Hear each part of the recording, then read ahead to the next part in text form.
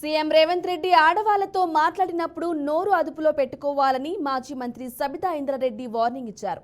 లేనిచో మంచిగా ఉండదని హెచ్చరించారు. రైతులు ఆత్మహత్యలు చేసుకుంటున్నా పట్టించుకోని ముఖ్యమంత్రికి నోరు పారేసుకోవడం అలవాటైందన్నారు.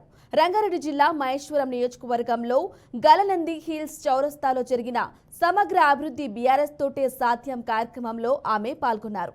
కేసీఆర్ ఆనవాలు లేకుండా చేస్తానంటున్న రేవంత్ రెడ్డి సచివాలయంలో ఎందుకు కూర్చుంటున్నారో చెప్పాలన్నారు. బీఆర్ఎస్ అధినేత కేసీఆర్ పొలాల్లో తిరుగుతూ రైతుల కష్టాలు తెలుసుకుంటుంటే ముఖ్యమంత్రి రేవంత్ రెడ్డి మాత్రం ఐపీఎల్ మ్యాచ్లు చేస్తున్నారని విమర్శించారు. రేవంత్ రెడ్డి మాటలను ప్రజలు నమ్మే పరిస్థితి లేదన్నారు.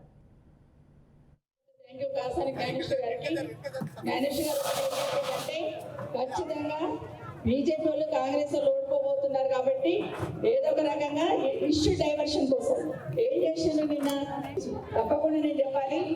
రాత్రి పొద్దునేమో కారుకి ఏమంటది మాక, రాత్రి కమలంకి ఏమంటది అని చెప్పిండు రేవంత్ రెడ్డి గారు.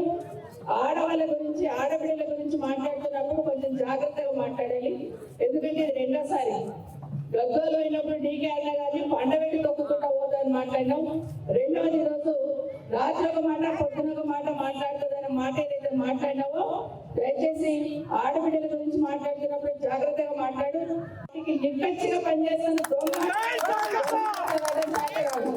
నీకున్నాళ్ళు ఏం మాట్లాడుతున్నారు ఆలోచించుకో.